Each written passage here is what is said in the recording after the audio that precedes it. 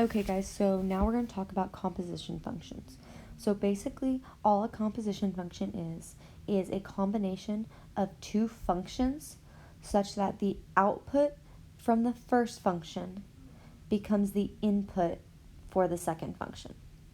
So let me repeat that. The output from the first function, so what comes out of it, becomes the input for the second function. So if we look at our little function on the first bullet point, that's going to be read as f of g of x, also written as f of g x. So that's our little O symbol that we talked about before. So how does this work? So we're going to work from inside out.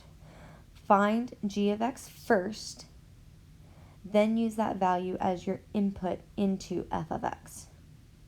So g of x comes first, followed by your input into f of x. So we're going to actually do a couple examples using the functions that we have below.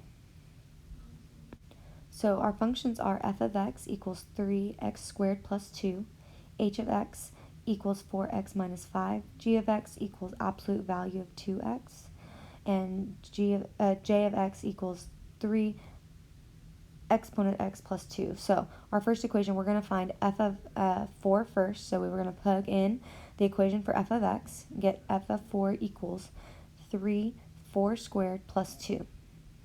So from here, we're going to find what f of 4 equals. So f of 4 equals 3 of 16, because 4 squared, plus 2. Then we're going to combine like terms. We're going to get 48 plus 2, which gives us f of 4 equals 50. So now we have f of 4, and we're going to plug in our number into the g of f of 4, just like we're putting up here on the top right. So g of f of 4 is really just g equals 50. Now we're going to use our g of x equation, our absolute value 2x, and we're going to plug in 50 into the x. So we get g of 50 equals 2 times 50 in the absolute value symbols, which will give us 100. So that means g of 50 equals 100, which means g of f of 4 equals 100. So that's our first example. Now we're going to move on to our second example, which is going to be our f of g of negative 2. So again, we're still going to be using the same two functions that we used on the last problem, but we're going to be doing it with a different number involved. So we have g of negative 2 equals 2 times negative 2 in your absolute value symbols.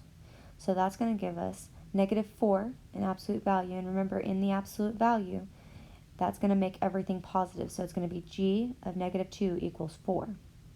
So then we're going to plug that 4 into our f of, which, if you saw in our last one, we already had f of 4 equals 50, but you can go all the way through it again if you don't remember or haven't already done it. So we get f of 4 equals 50. But our equation is going to fully go out of f of 4, 4 squared plus 2, f of 4 equals our 50 because of what we did before.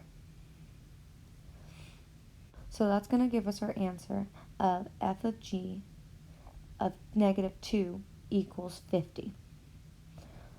So that's our full complete answer. Now we're going to move on to example C. So if we remember from our last part before we were doing composite, when we had an A, we treated it as a number. So we're going to do h of A equals 4x minus 5. We're going to plug in the A for our x. So we've got h of A equals 4a minus 5. So that's what we have to leave it as right now. So then we're going to plug that equation in to our g. So g of 4a minus 5 equals our 2x in our absolute value. So we're going to plug in that 4a minus 5 into our equation. So it's going to be absolute value 2, 4a minus 5. And we're going to simplify this. So first thing is we're going to have to distribute that 2 in before we can deal with the absolute value at all. So again, g of h of a equals, it's going to be 8a minus 10 when you distribute it in. Remember, make sure you check those signs. And so our full equation is going to be g of h of a equals 8a minus 10. So nothing's going to change about that because it's just an equation. It's not the actual numerical number. So you don't change the subtracting by 10. Okay, so now let's look at example D. So with D, we're going to change to this green color. And it's going to be h of f of 2. So we're going to use that f of 2. F of 2 equals 3x squared plus 2. But we're just going to plug it straight in.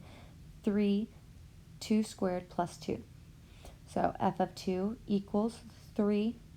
And 2 squared is going to be 4. So that'll give us 3 times 4. Which is just going to be, and then plus 2. So then we'll simplify again. We'll end up with 14 because 12 plus 2. So then we're going to do the h of 14 because we're plugging that input in, our output to make our input. So it's going to be 4 times 14 minus 5, which is going to give us 4 times 14 minus 5, which is going to be h of f of 2 equals 51.